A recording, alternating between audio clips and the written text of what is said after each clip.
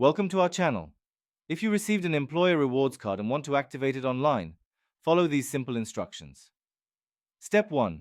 Locate the activation instructions that came with your rewards card, which typically include a website URL or customer service phone number. Step 2. Open your web browser and go to the activation website provided by your card issuer. Step 3. On the homepage, click on Activate Card or Get Started. Step 4. Enter your card number, which is printed on the front of your rewards card. Step 5. Provide additional information as requested, such as your name, date of birth, and the last four digits of your social security number for verification purposes.